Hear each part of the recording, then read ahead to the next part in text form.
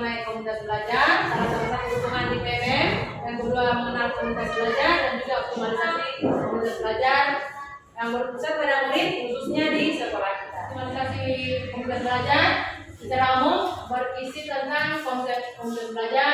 Siklusnya adalah siklus inquiry. Tugas kita adalah membicarakan bagaimana implementasi kurikulum merdeka, khususnya menganalisis capaian pembelajaran, yang membuat tujuan dan juga modul belajar atau RPP sampai asesmen pembelajarannya dengan difasilitasi atau melalui dengan komunitas belajar. Itu ya Bapak Ibu Guru. Jadi saya harapkan semuanya bisa berbuat apa yang akan kita lakukan selanjutnya. Hari ini adalah mensosialisasikan bagaimana komunitas belajar di sekolah kita, yang ini ulang tadi bagaimana optimalisasi komunitas belajar di sekolah, bagaimana penerapannya, ya itu adalah untuk meningkatkan kompetensi Bapak Ibu.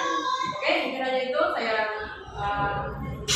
saya bisa sampaikan tentang komunitas belajar. Saya akhiri. Wabillahi taufiq wal hidayah. Wassalamualaikum warahmatullahi wabarakatuh.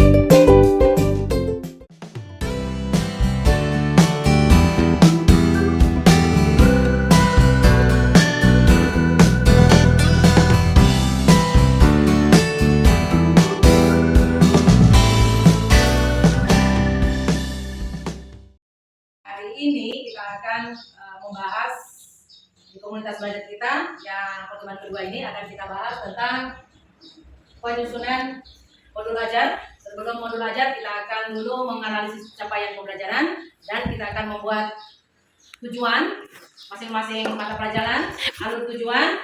Setelah buat alur tujuan kita akan buatkan modul. Jadi masing-masing sudah dibagi tugas.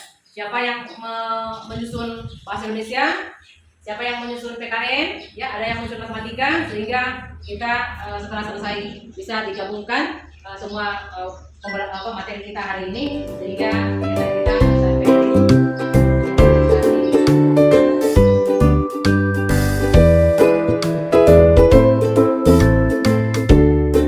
masukkan di dalam bentuk format ini.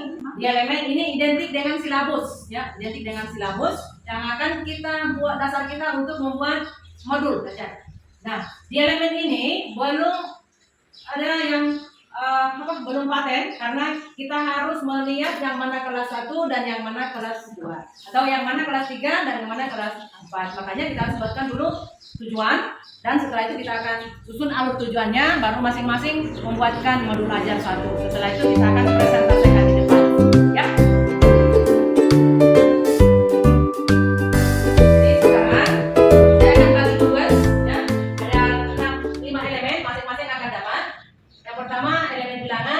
Diampu oleh Ibu Husna, dan yang kelima analisis data ya, analisis data dan peluang itu Ibu Ira bersama dengan Ibu Eko Suswati.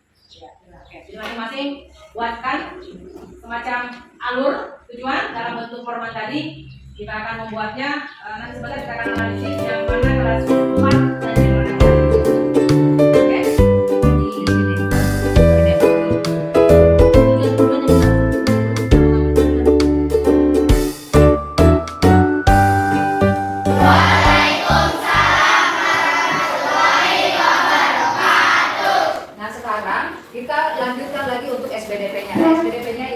Kalian menyediakan beberapa bahan karena kita akan membuat satu kereta, akan membingkai satu foto, yaitu fotonya kalian itu nanti akan dibuatkan frame, ya. Kita akan buatkan bingkai sesuai dengan hasil kreasinya kalian sendiri. Ayo sebutkan bahannya apa saja. Keduanya. Ada stick, ada kertas APS, ya. Ada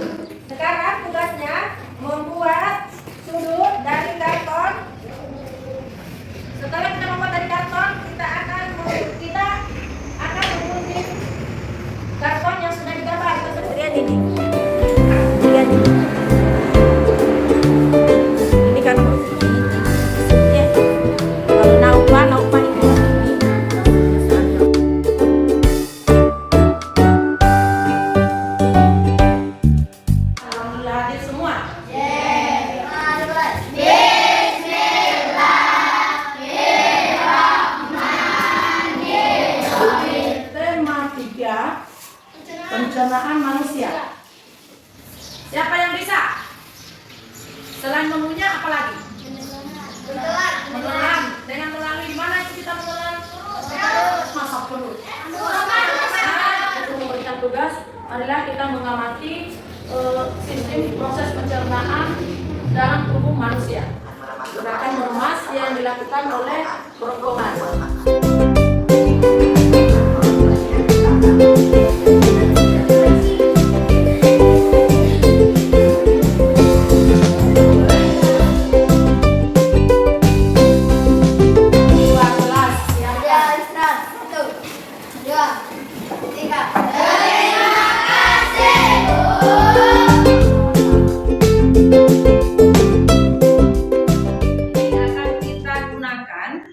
Menilai teman pada saat proses pembelajaran, di mana kita akan tulis hari, nama berapa, nama guru siapa, mata pelajaran apa yang dibawakan, ya, terus kelas berapa. Terus area observasinya, ya, bagaimana strategi pada saat pembelajarannya, strategi pengembangannya, ada apa tidak. Kalau ada checklist, kalau tidak ada checklist. Inilah yang dinamakan umpan balik atau refleksi. Kita mau lihat ketuntasan. Setelah kita lihat, oh masih banyak yang belum ya, masih ada pengembangannya, masih ada yang belum. Nah, nanti lagi kita akan identifikasi masalahnya seperti apa, terus kita akan lagi buat seperti ini kegiatannya kita rutin kita akan lakukan sampai ada pengembangan.